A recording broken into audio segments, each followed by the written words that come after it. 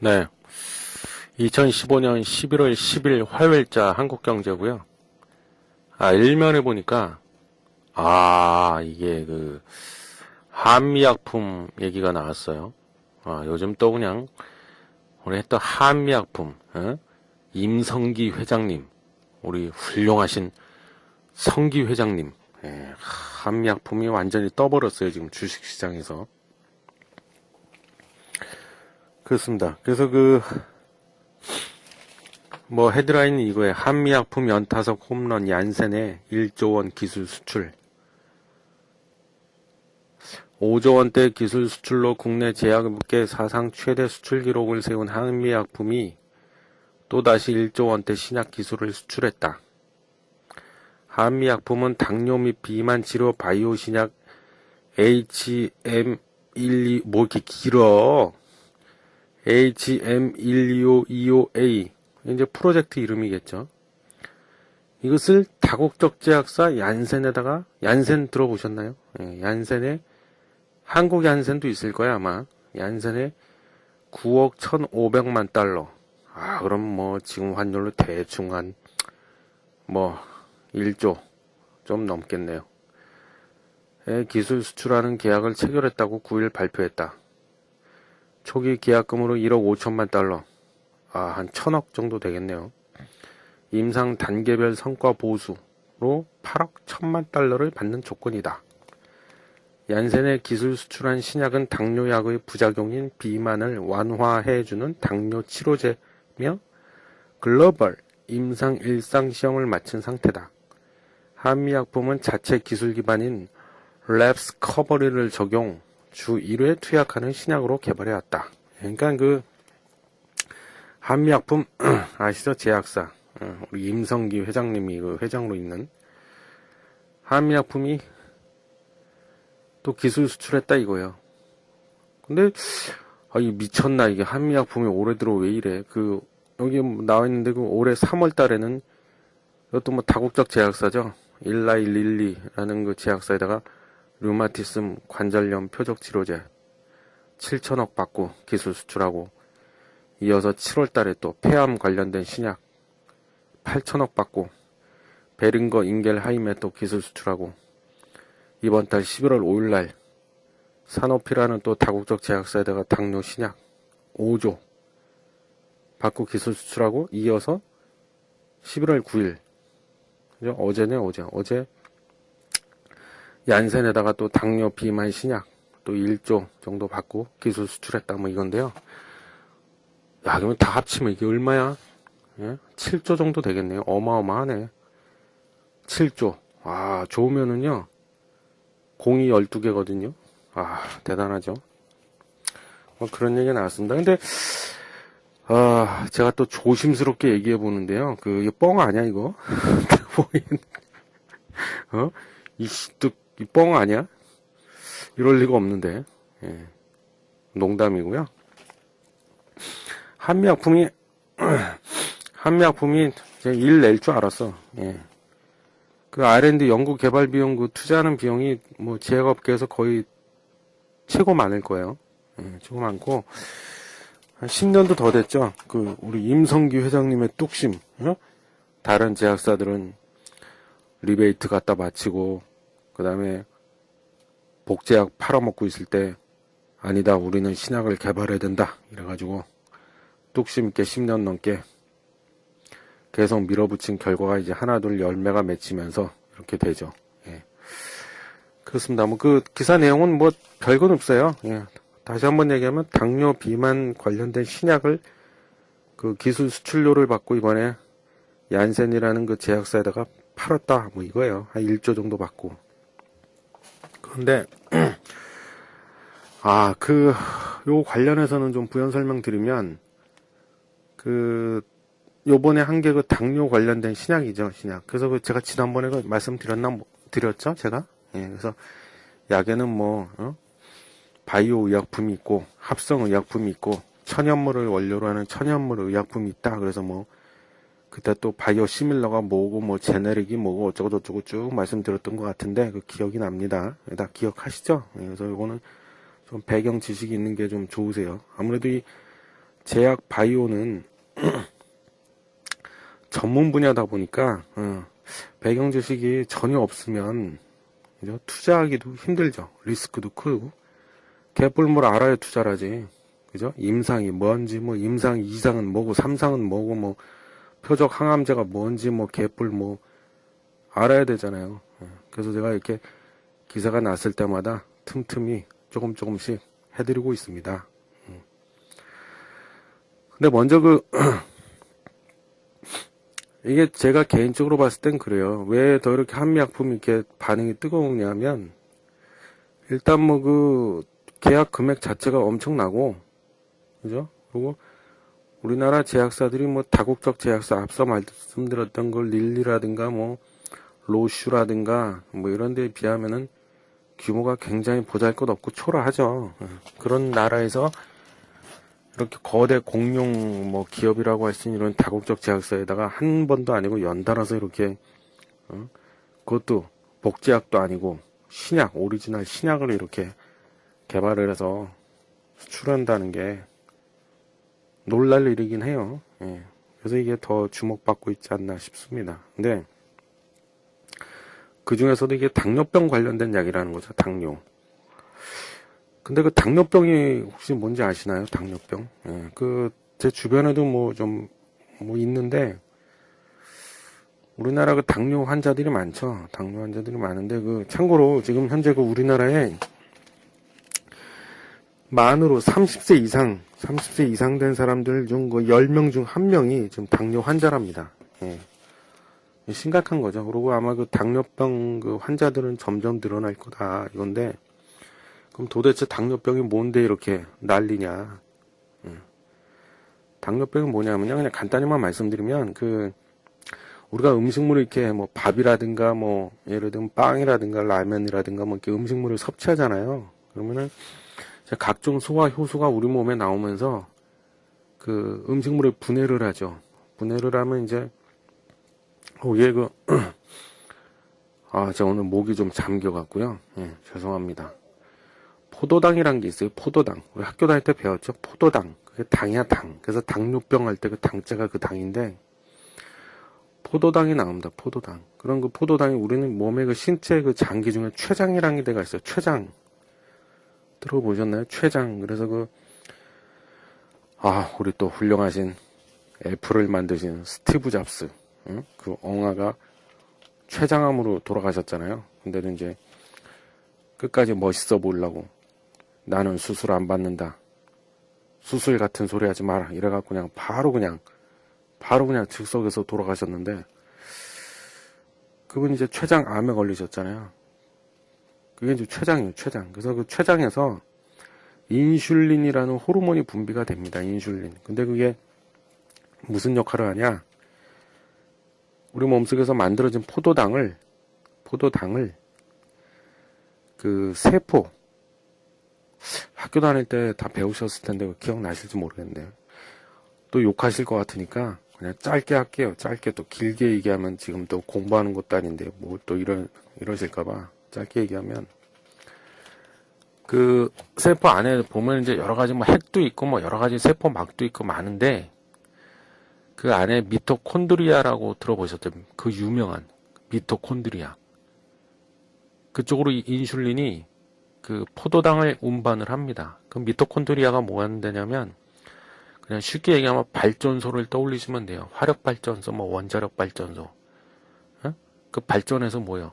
발전소가 뭐 하는데요? 전기 만들어내는 데잖아요. 그래서 연료원을 태워갖고 전기를 만들죠. 근데 그냥 비유를 하면, 미토콘드리아라고 하는 공장, 즉 발전소에서 인슐린이 가져다준 포도당을 에너지원으로 해서 그걸 태웁니다. 태워가지고 에너지를 내는 거야. 그래서 우리가 등산도 하고, 축구도 하고, 스포츠도 하고, 또 회사 가서 일도 하고, 그렇게 되는 겁니다. 그래서 포도당이 우리 사람이 힘을 낼 수 있는, 에너지를 낼 수 있는 에너지원이라고 보시면 돼요. 굉장히 중요하죠, 포도당이. 예? 근데 당뇨병은 뭐냐면요. 췌장에서 인슐린이 분비가 돼서 포도당을 미토콘드리아까지 실어 날라야 되는데, 췌장에서 인슐린이 분비가 안 되는 겁니다. 그게 당뇨병이야. 응? 인슐린이 안 나와. 한마디로 얘기하면. 그래서 그 당뇨에도 이제 두 가지 그 종류가 있는데요. 당뇨병에도 제1형 당뇨병이 있고 제2형 당뇨병이 있습니다. 제1형 당뇨병은요, 인슐린이 아예 안 나오는 거야. 아예 안 나와버려. 그리고 제2형 당뇨병은 췌장에서 인슐린이 나오긴 나오는데 개미 오줌만큼 나와. 찔끔. 그러니까 거의 안 나오는 거라고 봐야죠. 그래서 이게 당뇨병이에요. 근데 당뇨병이 뭐가 문제냐면 이게 굉장히 무서운 병이거든요. 다시 한번 얘기하지만 췌장에서 인슐린이 나와줘야 되는데 그게 안 나오다 보니까 포도당이 미토콘드리아로 갈 수가 없잖아요. 그럼 포도당이 어디에 있어? 혈액, 피 안에 포도당이 그대로 있는 거예요, 그냥. 그래서 피가 원래 맑아야 되잖아요. 맑고 깨끗해갖고 혈액순환이 잘 돼야 되는데 그게 안 되는 거야, 이게. 그래서 그 포도당이 있다 보니까 피가 맑지 못하고 끈적끈적해요, 피가. 그러다 보니까 혈관 벽에 그 피떡 같은 거, 뭐 혈전이라고도 보통 부르는데 그 피떡도 많이 생기고, 그래서 그게 한 달, 두 달, 뭐 석 달, 1년, 2년 시간이 흐를수록 그 혈관 벽이 점점 좁아져요. 예? 그러다 보니까는 혈액순환이 안 돼. 그러다 보니까 혈관이 손상이 되거나 나중에 가서 심해지면 파손이 돼버려요. 그게 당뇨병이에요, 당뇨병. 근데 그 당뇨병이 정말 무서운 이유는 그 병 자체가 무서운 게 아니라요. 그 당뇨병이 일으키는 합병증이 굉장히 무섭습니다. 합병증. 예? 합병증. 그래서 그 합병증의 가장 대표적인 게요. 그 혈관이 손상되거나 다시 한번 얘기하면 나중에는 파손이 돼버려요. 그래서 혈관이 다 망가져버려요. 그게 가장 큰 무서운 합병증이고, 그 여러 가지 합병증 중에서 가장 대표적인 게 일단 눈에 오는 게 있습니다. 눈. 그게 뭐냐, 당뇨 망막 병증이라는 게 있는데요. 그게 무섭습니다, 여러분. 우리나라의 3대 실명 원인 중에 하나가 당뇨 망막 병증입니다. 그리고 나머지 두 개가 황반변성이라는 게 있고, 그다음에 녹내장은 들어보셨을 거예요. 안압이 높아져갖고 실명하는 건데, 그 녹내장. 그래서 이 세 개가 3대 실명 원인 중에 하나예요. 정말 무섭습니다. 그래서 그럼 이 당뇨 망막 병증은 뭐냐? 우리 눈 안에, 안관에 보시면 저 뒤쪽에 망막이 있습니다. 망막. 근데 그 망막 안에 미세 혈관이 약 1억 개가 있어요. 1억 개. 응? 혈관이야, 혈관. 핏줄. 근데 그게 미세해. 아주 가느다란 작은 혈관이 1억 개가 있습니다. 우리 몸 중에서 핏줄, 저기 혈관이 가장 많이 있는 데가 눈이거든요. 눈, 망막. 그래서 그 망막 안에 있는 그 혈관이 손상되거나 파손돼서 실명까지 가는 거예요. 정말 무섭습니다. 그거 말고도 많은데 시간 관계상 대표적으로 당뇨 망막 병증만 말씀드렸어요. 그 합병증이 정말 무서운 거죠, 당뇨병이. 예. 근데 이번에 한미약품에서, 그래서 당뇨병 실제로 앓고 계신 분들은요, 그 혈당 수치를 끊임없이 뭐라고 해야 되나, 체크를 해야 돼요. 그래서 당이 너무 높아지거나 당이 너무 떨어져도 안 되죠. 그래서 우리 혈액, 피 안에는, 즉 혈관 안에는 항상 적당한 양의 당이 있어야 됩니다. 당이 너무 많아도 안 되고 너무 적어도 안 되고. 근데 거기에 이제 문제가 생기고 이상이 생기게 당뇨병이에요. 그래서 이제 당뇨병이 뭔지는 이제 좀 아셨고, 그래서 이번에 한미약품에서 그 기술 수출한 게 당뇨 관련된 그 신약이랍니다. 신약. 예. 그리고 이번에 얀센에다가 그 1조 정도 받고 수출한 거는 글로벌 임상 일상 시험을 마친 상태라고 아까 제가 기사에서 읽어드렸죠. 그 임상은 또 뭐야, 임상은? 응? 임상은. 우리가 약을 팔려면은요, 뭐 어떤 약이 됐건 자기 마음대로 팔 수가 없잖아요. 응? 함부로 막 팔았다가 부작용 나갖고 사람이 뭐 장애를 입는다거나 심한 경우 사망할 수도 있잖아요. 그래서 식약처에서 허가를 받고 판매 허가를 받아야겠죠. 그래, 니네 이거 팔아도 좋다.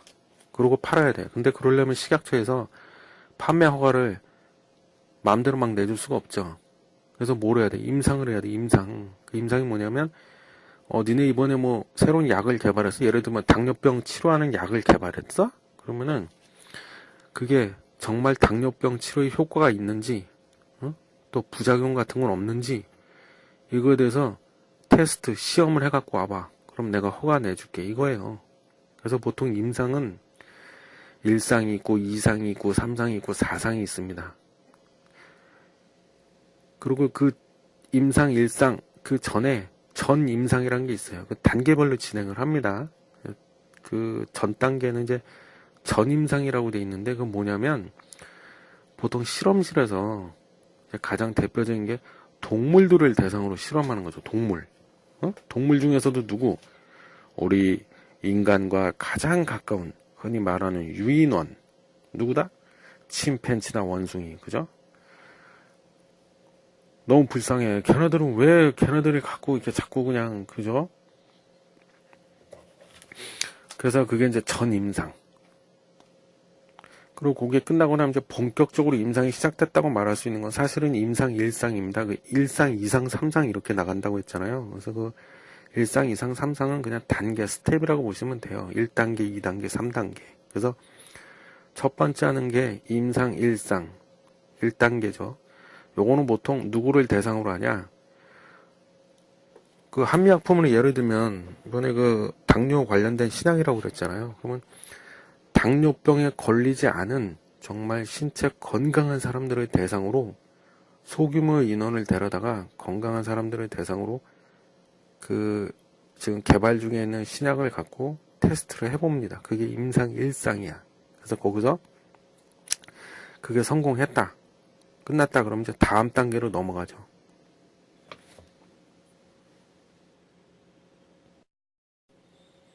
그 다음 단계가 이제 임상 2상, 두 번째 실행하는, 그건 누굴 대상으로 하냐? 실제 당뇨병을 앓고 있는 환자분들을 대상으로 하는데, 다수는 아니고요. 소수의 인원을 대상으로 합니다. 그리고 이게 끝났다. 요거 했는데, 어느 정도 효과가 있네. 이 약이. 그리고 별로 부작용도 없네. 그럼 이제 다음 단계로 또 넘어가죠. 세 번째. 그게 임상 3상. 이건 누굴 대상으로 하냐? 똑같은 당뇨병 환자, 당뇨병을 앓고 있는 사람들을 대상으로 하는데 이번에는 인원수를 확 늘려버립니다. 뭐 100명, 200명, 1000명 이런 식으로.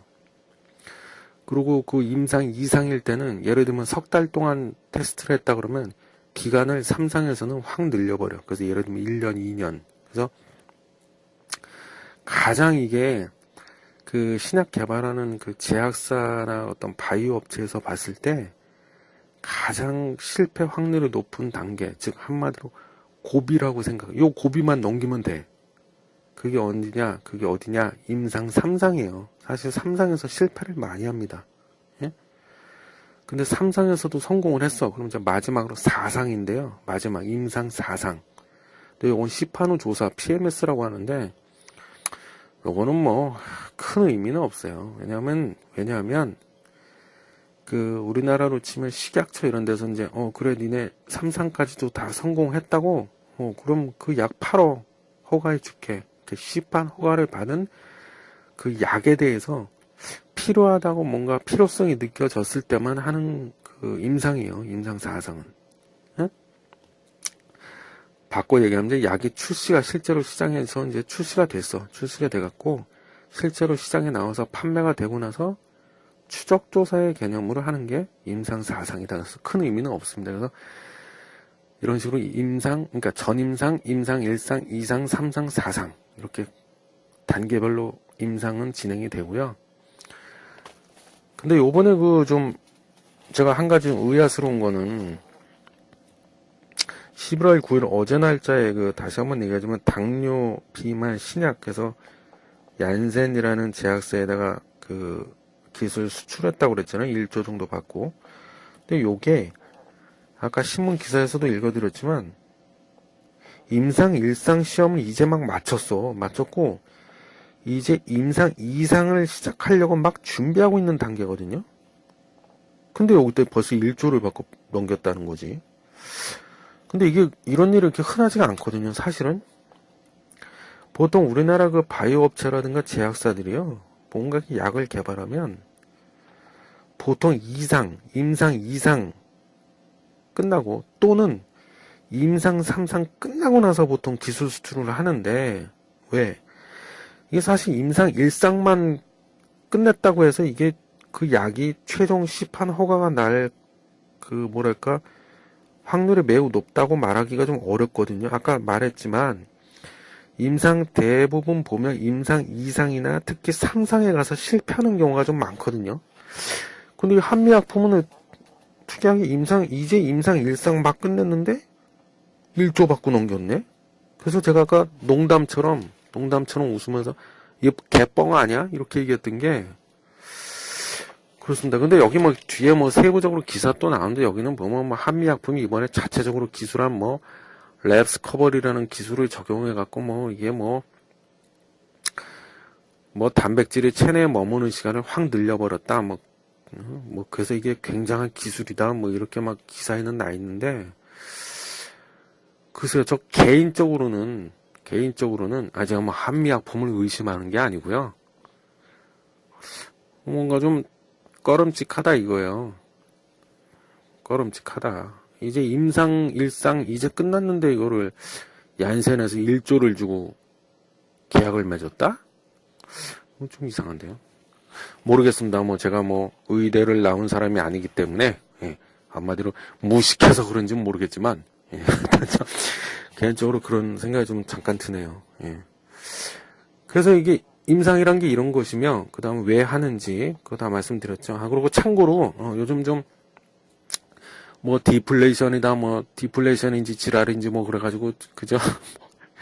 뭐 성장률 떨어지고 뭐 실업률 특히 젊은 사람들 뭐 취직하기 어렵다 그러잖아요. 그러면 제가 하나 팁을 알려드리는데 병원 가시면 돼요. 병원.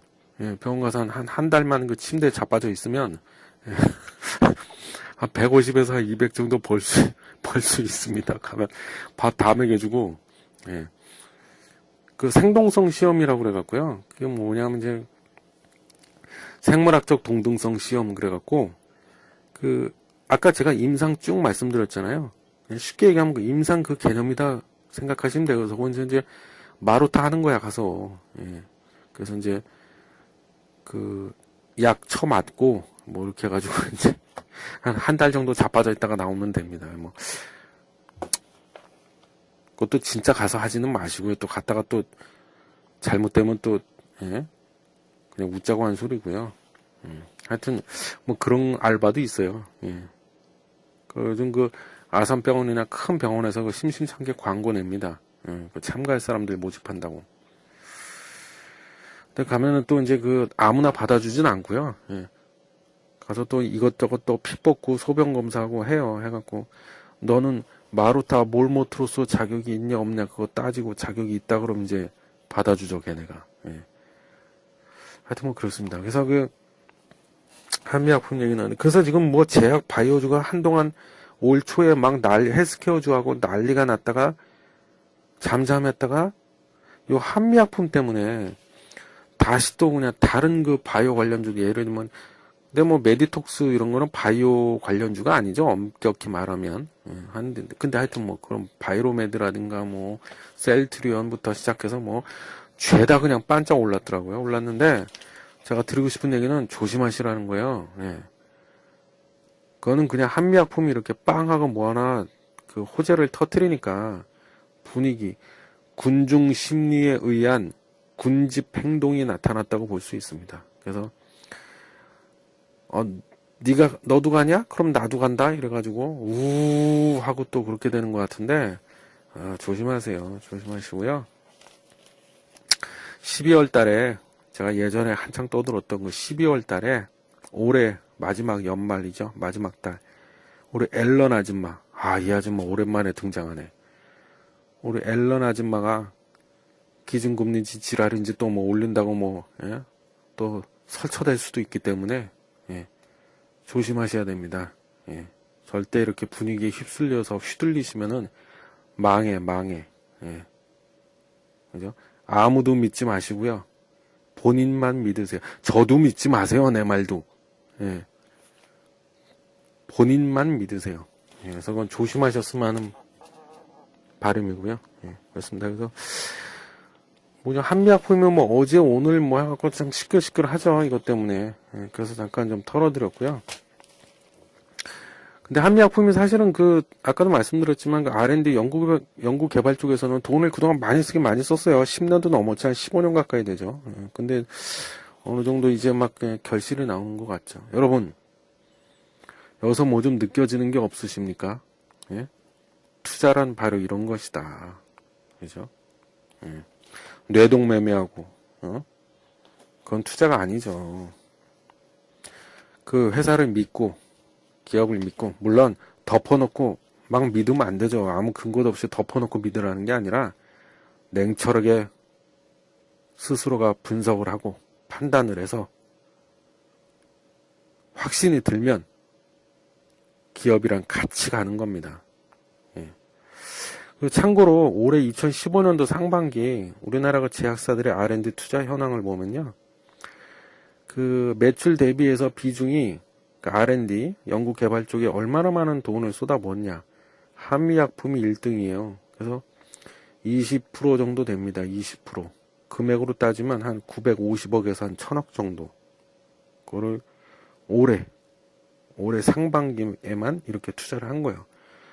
사실 쉽지 않은 건데. 그리고 2등이요. 참고로 그냥 알려드리는 겁니다. 2등이 셀트리온. 그리고 3등이 대웅제약. 4등이 녹십자, 5등이 종근당, 6등이 LG생명과학, 그 다음이 유한양행, 이렇게 쭉쭉 나와요. 근데, 저는 이것도 나중에 기회가 되면 한번 꼭 해드릴 건데요. LG생명과학을 좀 눈여겨보세요. LG생명과학. 예, 그게요, 지금 한미약품이 어느 증권사에서 어떤 애널분이 리포트에다가 목표주가 100만원 이렇게 쓰셨더라고요. 근데, LG생명과학이요, 제가 보기에는 앞으로 한 1년, 2년, 3년 좀 시간이 한 2년 이렇게 지나면 100만 원이 뭐야. 엄청 갈 겁니다. LG생명과학이.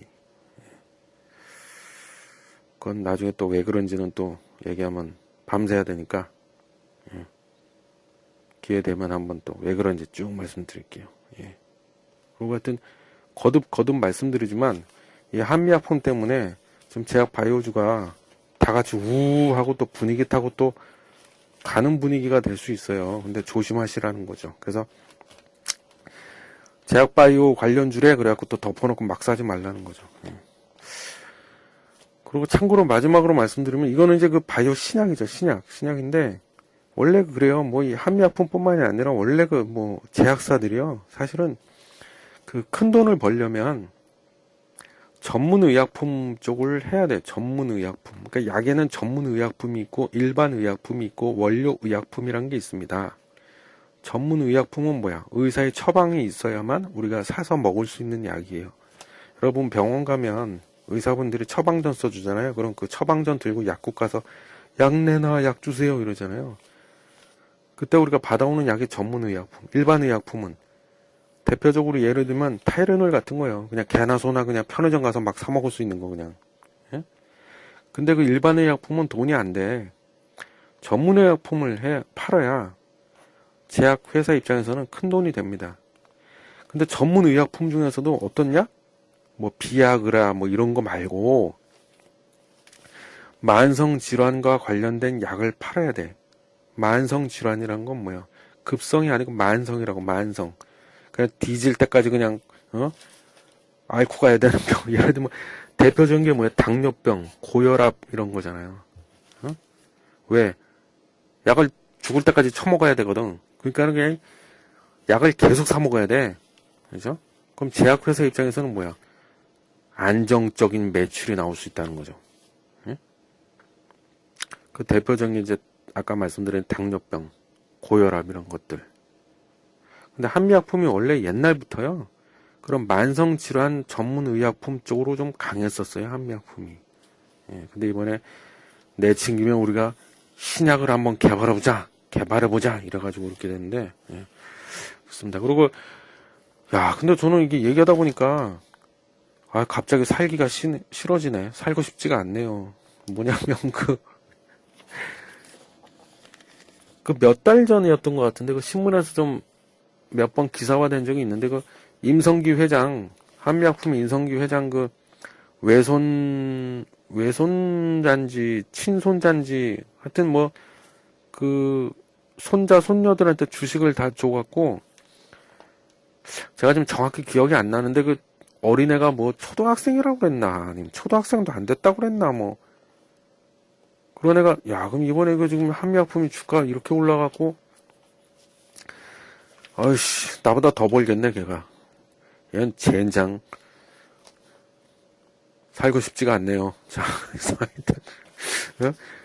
뭐, 아휴, 하여튼 그렇습니다. 예, 그래서 하여튼 뭐 그렇고요.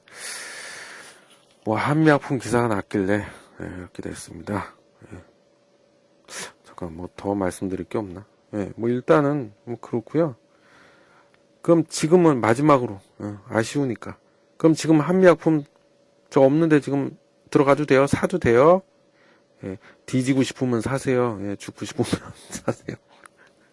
예, 하지 마시고요.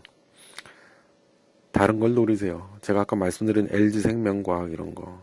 LG생명과학도요, 제가 봤을 때 조만간에 한미약품처럼 뭐 하나 터트립니다. 분명히 터트릴 거예요. 머지않아, 조만간에. 예. 그래서 LG생명과학을 좀 지켜보시라는 거예요. 예. 마치겠습니다.